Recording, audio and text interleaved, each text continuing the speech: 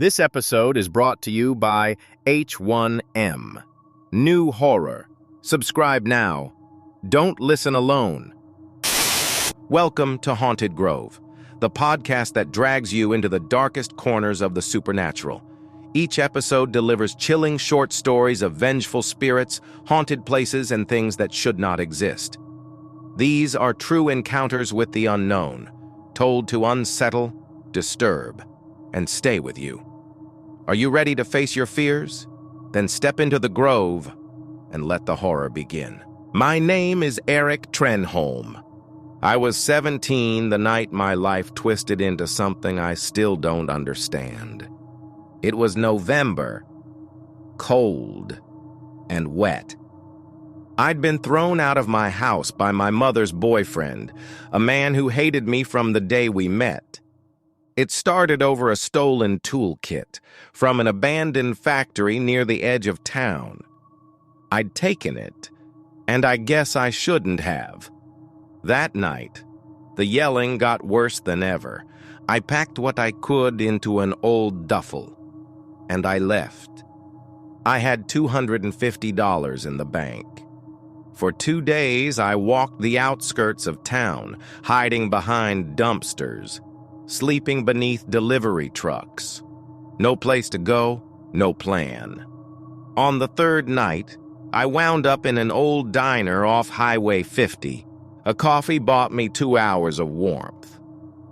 But then I saw someone come in, a friend of my mother's boyfriend. His eyes found me, and I knew I had to leave. I walked into the cold rain. Across the road, on top of a hill, stood a motel, dark, dead, forgotten, a sign. Its letters hidden beneath a tattered plastic sheet. I climbed that hill, pulled tight my jacket, and reached the motel's second floor. Room 210. The door was ajar. I stepped inside. No furniture, no bed, just bare carpet and the smell of mildew. I barricaded the door with a broken chair I found, and I lay down. I must have dozed, because the knock startled me awake. A man's voice, not in English, words I couldn't place. The door creaked open against my makeshift barricade. A figure in the dark, gaunt, tall, blonde hair hanging wet over his face. His hands were up, as if to say, "I mean no harm." He pointed down the walkway and made the gesture for sleep. Then he was gone. I sat there for a long time, staring at that door, listening to the rain. When I dared to look out, he was 3 doors down, in 216. A while later, he came back, offering me a sandwich in a plastic wrapper. I didn't want it, but I took it. And then he vanished into his room again.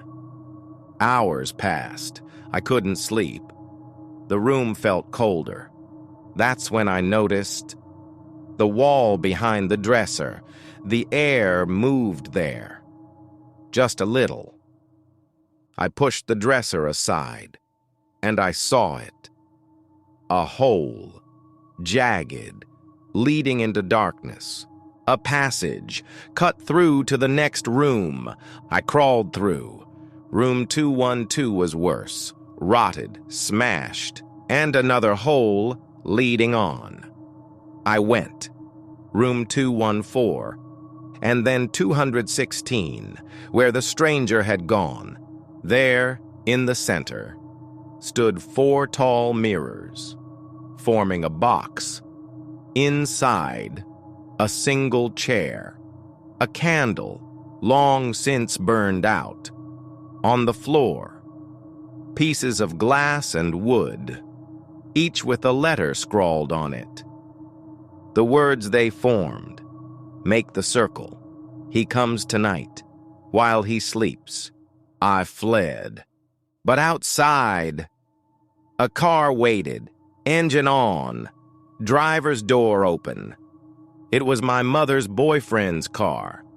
I got in, and he wasn't there. But the stranger was, in the passenger seat, holding a machete. "We're going to Cedar Hollow," he said.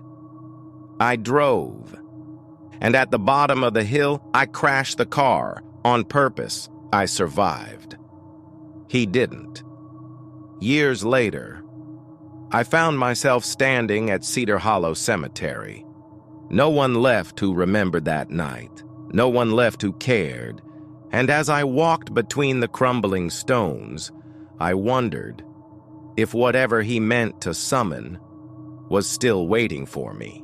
And that's where we leave you for this journey into the unknown on Haunted Grove. Thank you for daring to listen to tonight's chilling tales. If these stories have lingered with you, please consider following us on Spotify or wherever you listen to podcasts, and leave a rating or review. It truly helps more sleepless souls find their way to the Grove.